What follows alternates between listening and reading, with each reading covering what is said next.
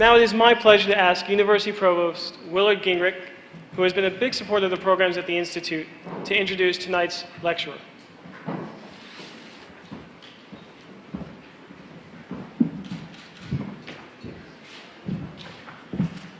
Thank you, Jim. And congratulations to all of our winners this year, and thank you all for coming to be with us again for this very significant event. It is my pleasure, on behalf of Fairleigh Dickinson University, to introduce our speaker this evening, Mr. John Bailye, who 20 years ago came to the United States from Australia with his fledgling company, Dendrite. His entrepreneurial journey is a fascinating story, and we're delighted to have him with us this evening. He received the Golden Door Award from the New Jersey International Institute. This award recognizes those who have come to the United States and have achieved commercial success here. In 1983, and again in 1998, Mr. Bailye was named New Jersey's Software and Technology Entrepreneur of the Year by Ernst & Young and was a national finalist again in 1998. Many business publications have also recognized him and Dendrite.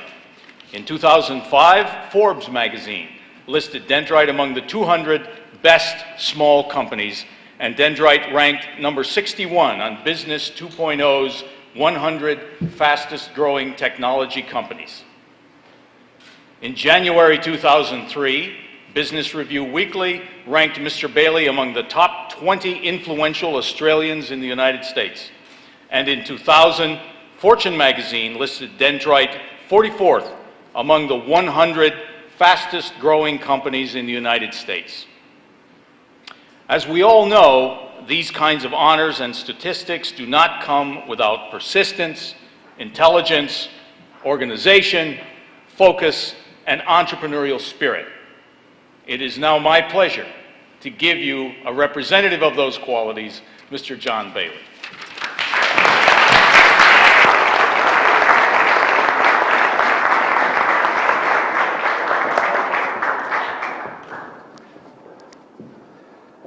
Thank you, Willard.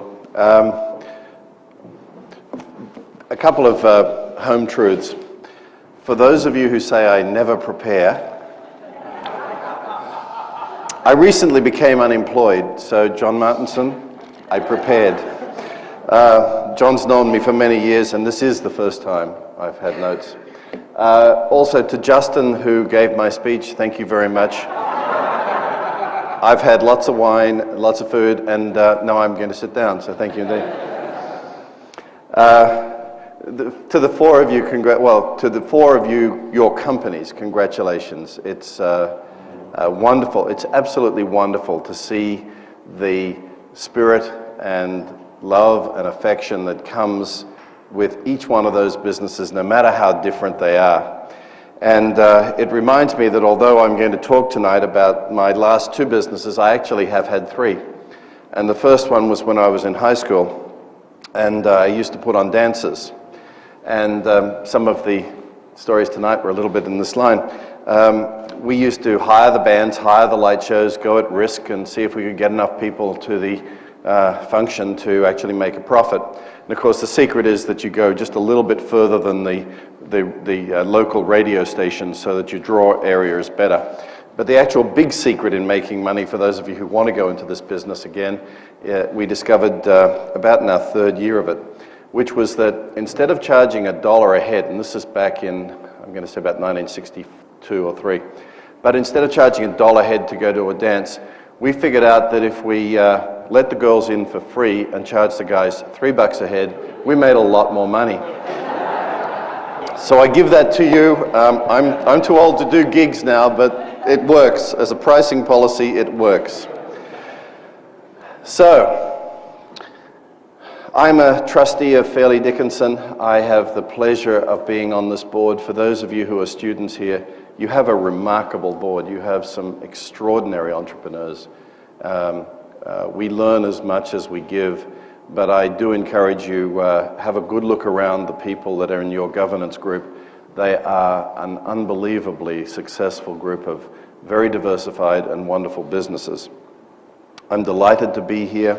I do want to add some thoughts to those comments from our winners, in the hope that between these businesses and what's happened to me, there may be a bridge that I might be able to help you cross. This quotation from Roosevelt, it's his speech on Citizen in a Republic. It actually is not to do with entrepreneurs, but I hope you can all read it, because if you can't, please look it up on the internet. It is a wonderful speech.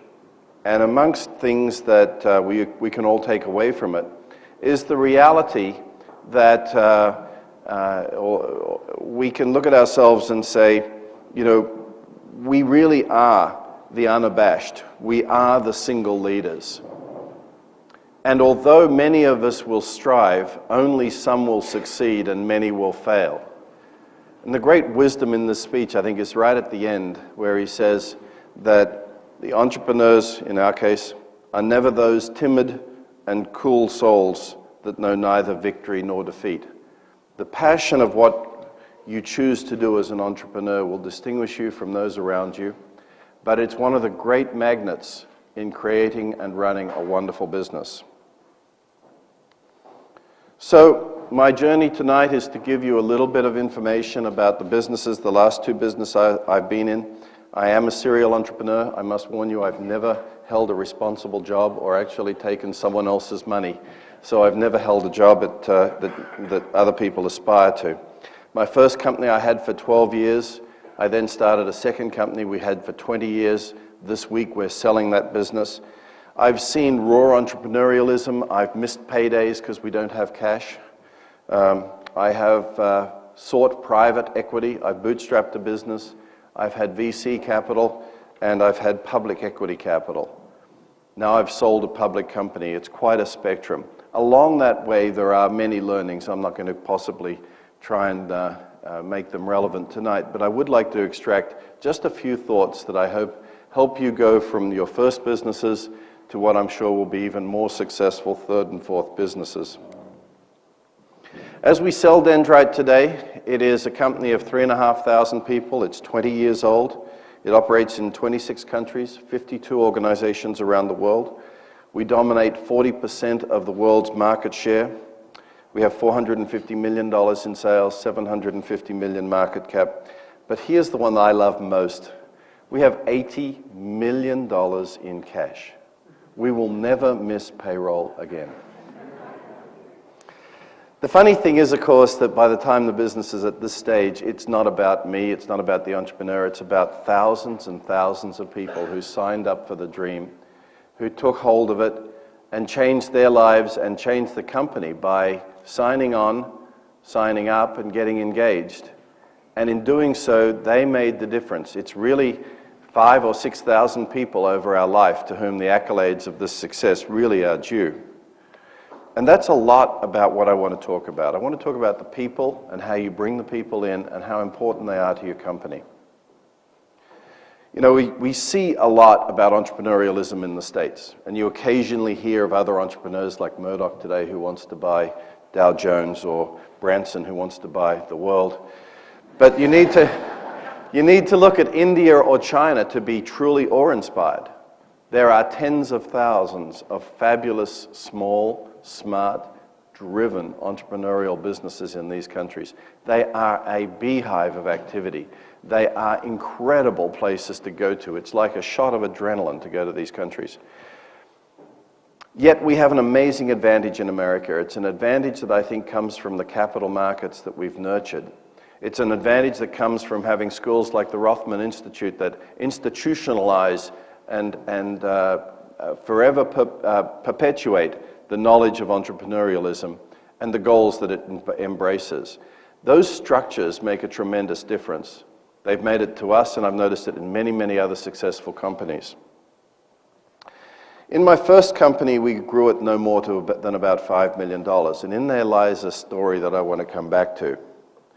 But it is, I think, one of the cruxes of our advantages in the US market to see the way these different things come into an interplay of events. So as we talk about an entrepreneur's business, I tend to think about businesses, first of all, in terms of product. You know, they usually exist to solve a customer's problem. And entrepreneurs are usually the people that figure it out first, get to market first, and although it may be a rocky road, they're the ones that see the way to turning the problem into a business, into a lifestyle, into a real company. So I want to start first by just thinking a little bit about the business, about the product, and about how we get started.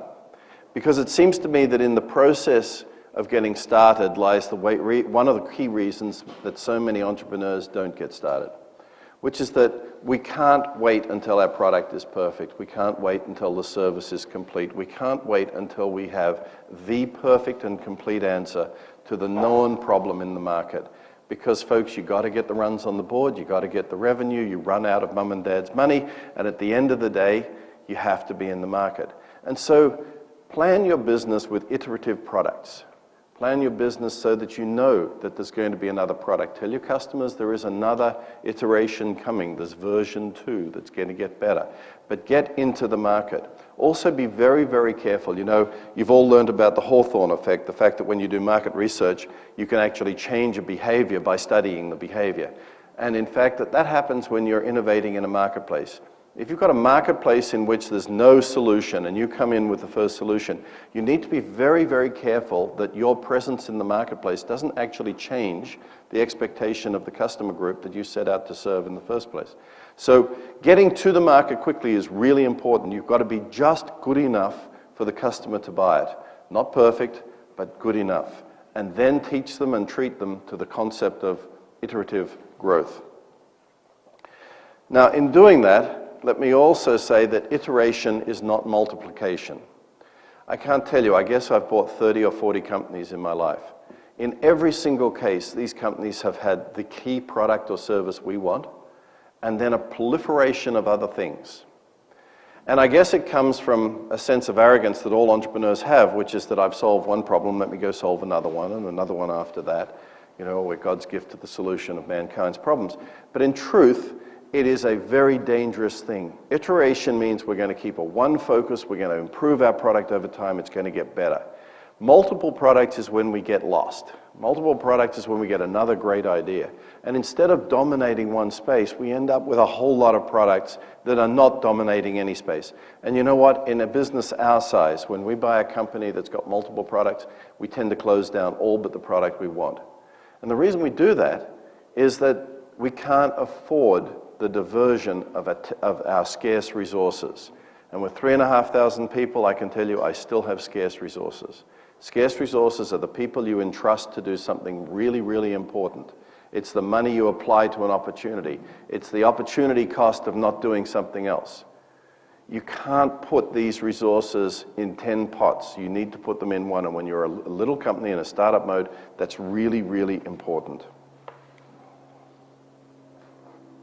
So with just a glancing blow over product, and that in itself is more than an hour's discussion, I want to talk a little bit about the person. And what we heard tonight, I think already 3 times, we heard hard work.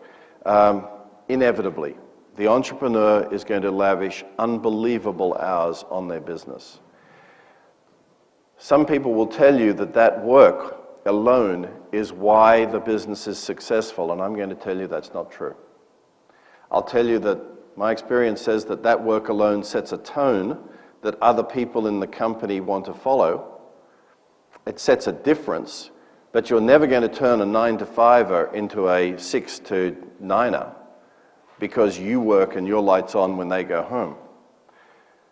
It sets a tone, that's all it is. The most engaging part of putting all your effort into your business is your return. It's a very, very selfish thing.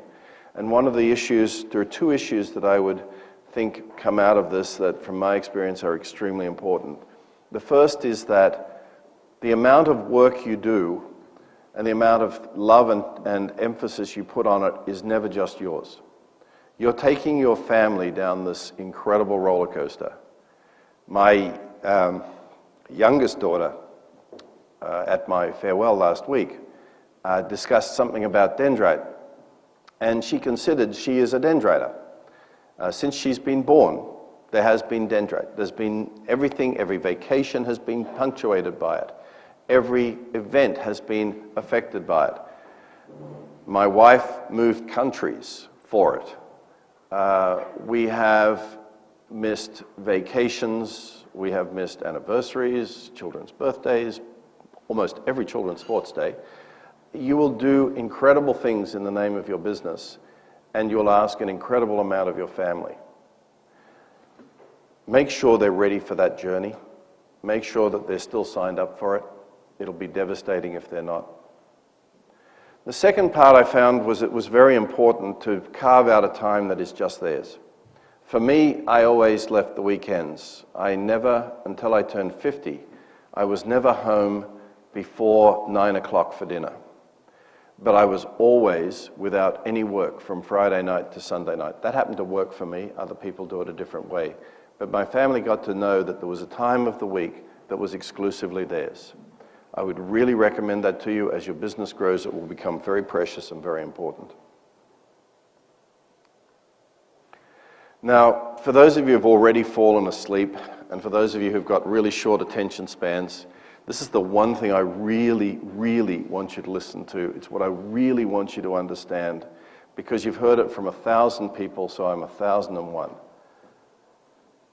More important than the hours you put in, and more important than your product idea, is this issue of communication.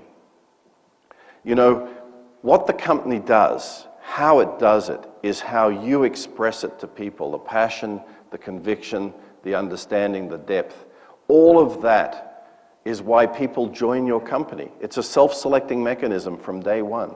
It's how they become engaged with your idea. But then as your business gets bigger, you can't touch all those people. You can't reach them, you can't talk to them every day. And yet there are people joining in their droves. And they're joining because your idea means something, because the company you've formed around the idea means something. And your communication is how they'll know what it means. They'll know whether it's the ride they want to go for. Interestingly, I've found that it doesn't matter it's your dream, it becomes theirs. They'll translate it into what their role is to help the company fulfill its dream. The communication as the business gets bigger is the most important thing you will do as its leader. Now that also means there is no place for rah-rah communication, pumping sunshine as we call it. You unfortunately will hire people who are really good at this, and it will break your heart.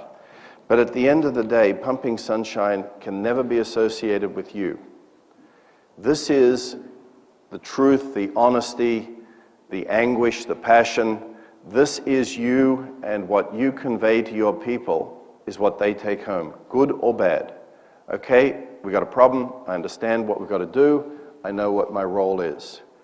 When you lose that honesty and frankness, and you become a sunshine pumper, your company loses the very heartbeat that makes it important. And the people that come to you and want to work in your company get lost in the process. So as I say, of all the 10 learnings, this one is the most important. It's the most difficult to do, and yet the most natural. And it's the one that will make the most difference to your business. The last thing I want to say is that you've heard things about only the paranoid survive. I think Andy was being very gracious, Andy Grove. I think it's way worse than that. I think the successful entrepreneur is driven by fear. You're fearful that you're not going to make payroll, and I can't tell you how long that lasts. Although with 80 mil, I got to tell you, we're not going to miss payroll. You're fearful that you're going to miss a customer. You're going to lose a customer. You're fearful that you're not going to get that employee. You're fearful about all sorts of things. It's a huge motivator. It's a healthy motivator. You need to keep it in check, but it's one of the great things that I think separate the really successful entrepreneurs. They manage that fear and they channel it in the right direction. So we've touched a little bit on product. We've touched a little bit on some of the critical aspects of the successful leader. I want to talk about money and raising money. I have bootstrapped 3 businesses. I've had corporate capital, I've had venture capital, I've had public capital. So I know a little bit about raising money. A few lessons seem to come through no matter what form of raising money you follow. A few issues seem to always be the same. When I first raised for Dendrite, the third company, when I first raised money for it, my partners were a big Australian corporation, and they loved the idea, and we were going to conquer the Australian market. And they funded it, and I funded it, and off we went. Well, it turned out that by traveling around, I found out that, in fact, no one else in the world had thought about this idea as cohesively and completely as we had. But like all early movers, there's no point in being late to the party. So I thought, well, you know, Australia's there, but we might as well take the world while we're here.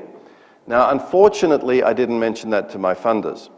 So you can imagine that there was some much perspiration and concern at the subsequent board meetings when I reported on the opportunities in England and the United States and France, and how we just for a few more $1 million we could conquer this mountain. And very clearly it became obvious to everyone that the goals that the people had signed up for as my original backers were not the goals that the company wanted to meet anymore. We had, in our case, changed the geography. You may change the depth or range of products, but aligning and keeping aligned your goals with your financial partner's goals is extremely important, because when that goes pear-shaped, really bad things happen really, really quickly.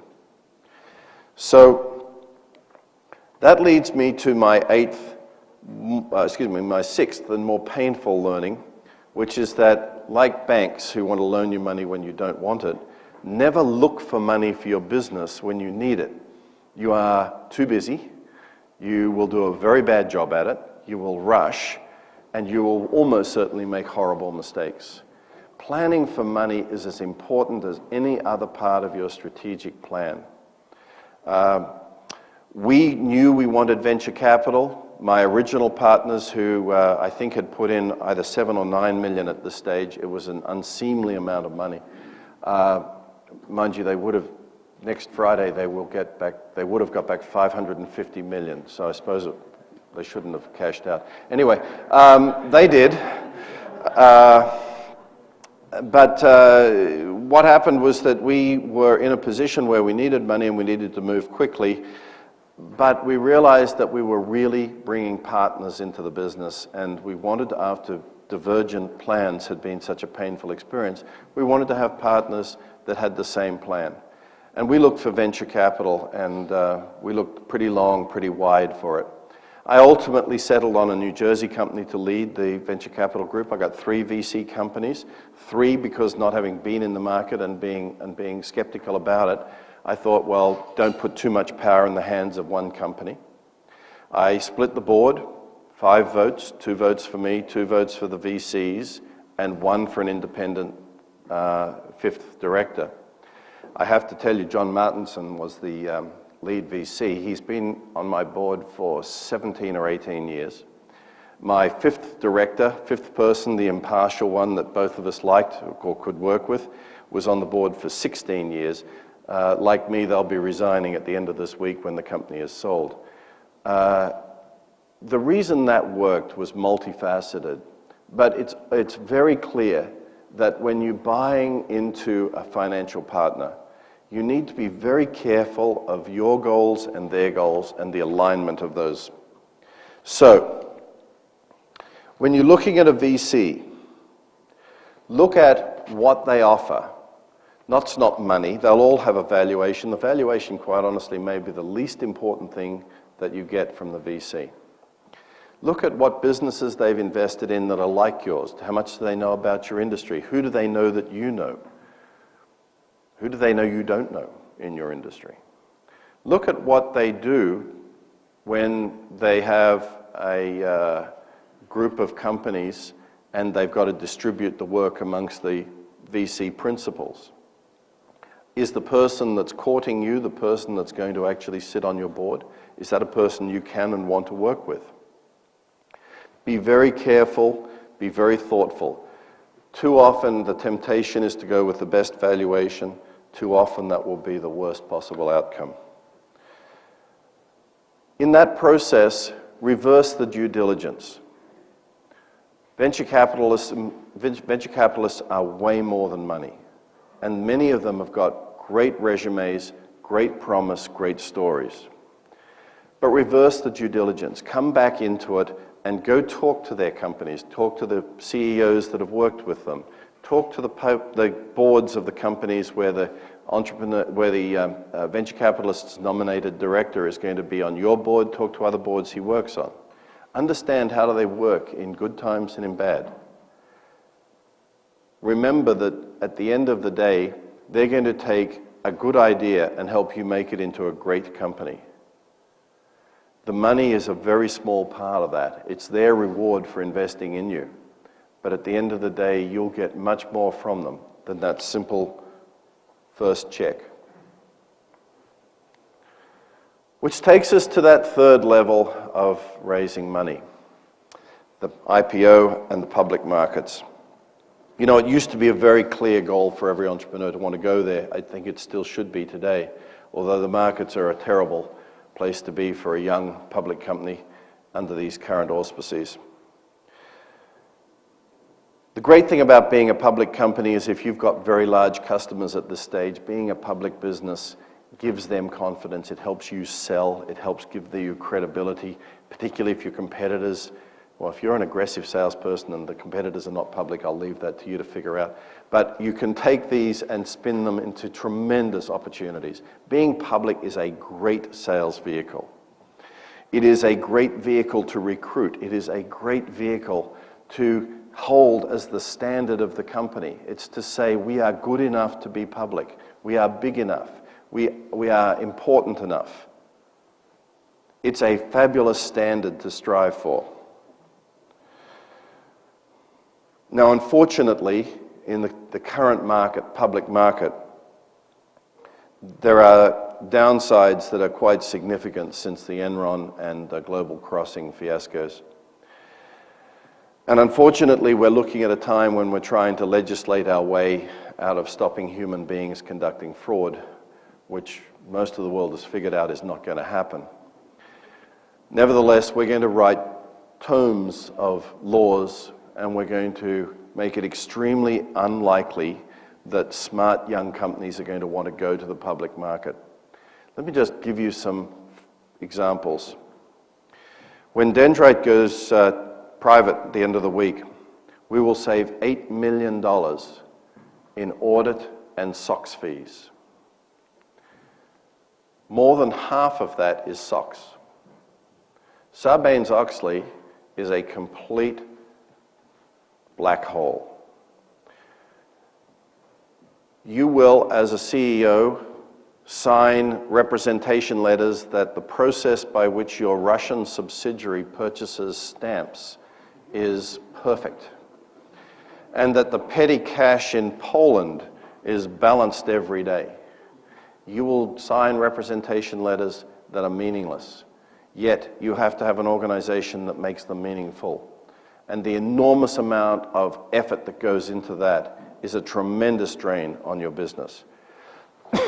So my advice to you, if the time comes and you're in this sort of market, be very careful of the implications of going public. Not because it isn't the most fantastic reward and accolade, but because you're going to have to look forward in the usual way of saying, well, I can see 10 quarters out, plus or minus $200,000 in revenue and profit, and I'm confident that I won't disappoint. And then you're going to have to say, I'm going to tie up my financial staff, and I'm going to tie up my QA, QC staff and my process staff, and I'm going to burden the business with an extraordinary amount of controls. And then after all of that, you need to come up on the ledger and say it's still a positive thing to do. You may find the UK is very, very appealing. Finally, when the time happens, the IPO is not your exit. When you do the roadshow, you are pitching your prospectus, but you're actually pitching you. Investors buy you. They buy your story, they buy your market, but they buy you. The IPO is simply a re-engagement at a different level, at a different job. And that perhaps is part of the soul of what I'm trying to say tonight, which is that in the lessons that we learn in the growth of our business, this isn't one entrepreneurial business, it's 10 businesses. The life that you lead in the first day has very little to do with the life you lead in its last day. Most founders don't go the distance for good reason. They take their money and run. I think it would have been a very good idea. But nevertheless, if you get caught up and you actually do want to do the journey, it is many different businesses. And you'll be stretched and you'll grow and you will learn in a way you can't believe. Holding that same title as your business goes from 2 people to 200 to 2,000 is a completely different experience and one which is truly worthy of endeavor. And finally, the final motivation, I think what distinguishes the entrepreneur is it's actually, this whole thing is not about their wealth. If you're any good at what you do and you work long enough and you just get paid by the hour, you'll make some money. But at the end of this, I think the entrepreneur is always distinguished because it's about the creation thing. It's about the number of people whose life has been changed. We made dozens of millionaires in Dendrite.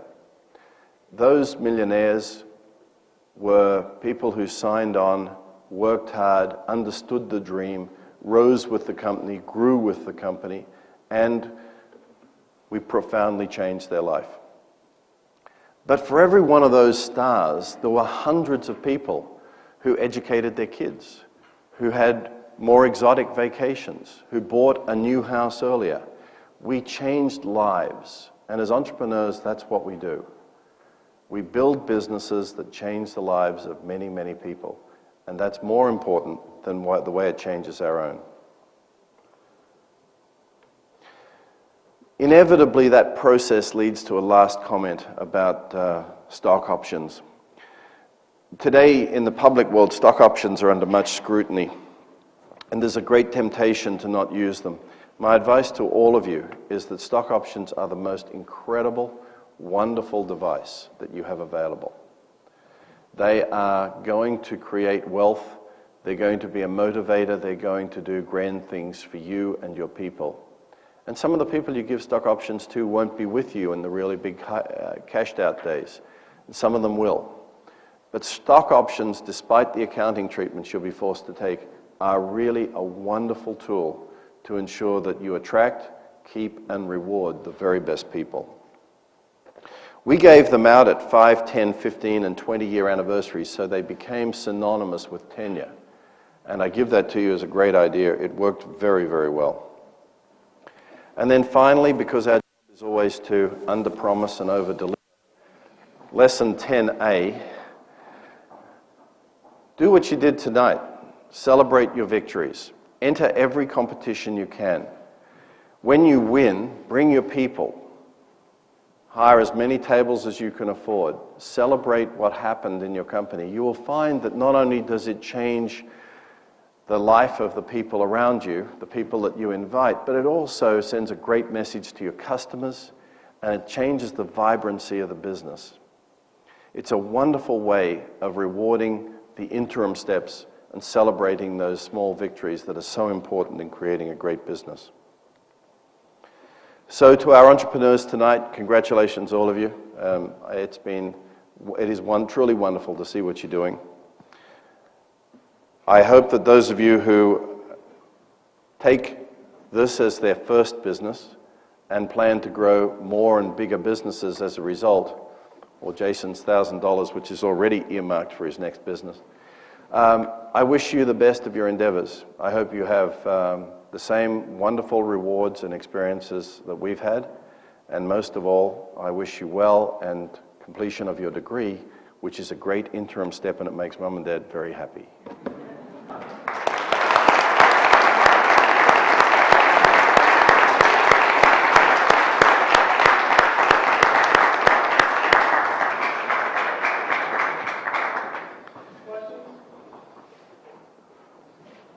have the idea for your fourth business? Do I have the idea for my fourth business? I've been unemployed for 6 weeks, so no. But I'm going to take a year off and then we'll come back, and my friend John Martinson is here and I'm being ever so nice to him because I may want more of his money again sometime. Yes? Did I plan each business with an exit strategy? Well, the first one, the exit strategy, was that we couldn't afford to pay the band, so we ran. Yes, I did. I did, and it's a very interesting question because in many ways it shows, I think, our communal naivety. When we came to America, I promised my wife that we would only be here a few years and that we would make $7 million and go home. And now $7 million sounded like a lot of money to people who just sold their house and their boat and their car so that they could start their next business. And it seemed like a fairly reasonable target. Clearly, we overstrove that target. You reset it. I think at some point an exit strategy is not what you look at. I think you start to look at the business and what you're creating, and then it becomes the driving force. The exit strategy has connotations of your personal wealth, and although that may be the starting point, I don't think very often it truly is the end point. One of my vendors, please. Giving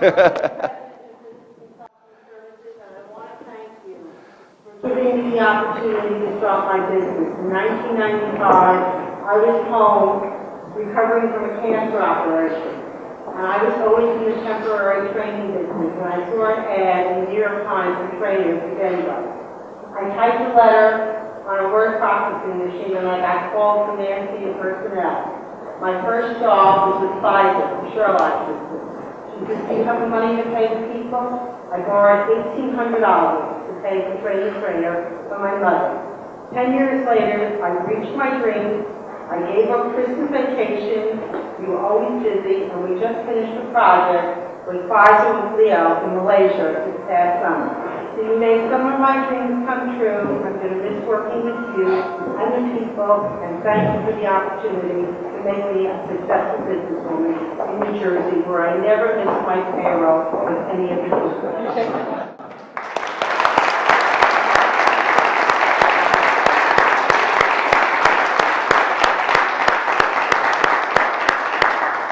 I love those questions. I could take them all night. I don't want to follow that, but I do want to compliment you on your remarks. You can feel the character and the soul of the company, and it's very useful and very impressive, and I thank you for it. And that's not my question.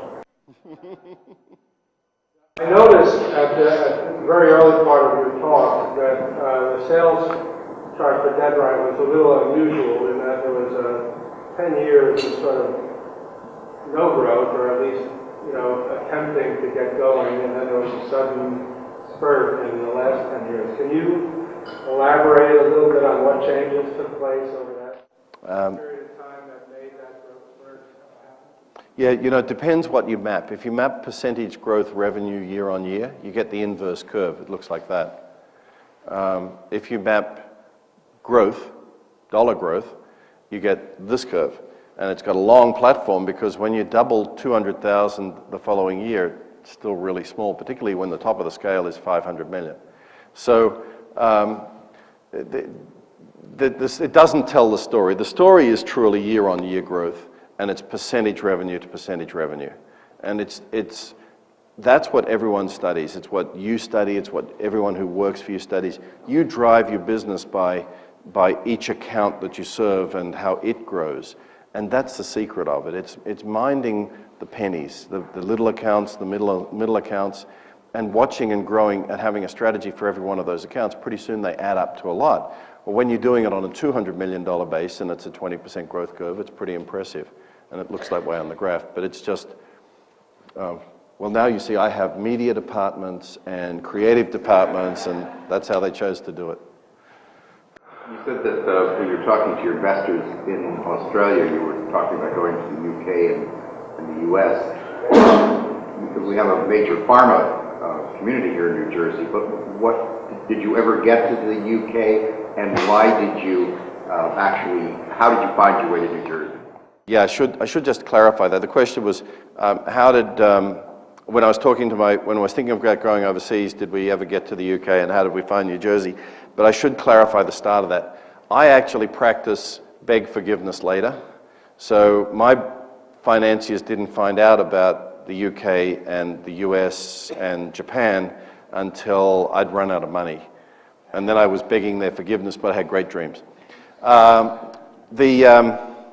Entrepreneurial, you can tell from the accent, I'm Australian. So you always think about going to Europe, that's a natural place. And clearly, this is back in the days when it wasn't clear that DOS was going to be the prevailing operating system for small computers. There was a thing called MPM and CPM that were rivals in the very early days. And when you went to the UK, there was this incredible, it was a beehive of innovation. And it was extremely tempting to go there because we were awarded a best product, and we did enter a lot of competitions, and we won a lot of awards, and we got all these best product awards and best company awards and best opportunity awards in the UK. And we kept coming to the US because obviously this is the big market. And I was doing sales presentation after sales presentation in the US. And finally, after I guess I'd been selling for about 4 or 5 months, I was walking out, and a customer, prospective customer who became a long-term customer 5 or 10 years later, was walking out with me, and he said, "Look, it's amazing. I love what you're doing. I love your product. What you do with this computer is unbelievable. Your competitors are hopeless. Now let me explain why we're never going to buy from you."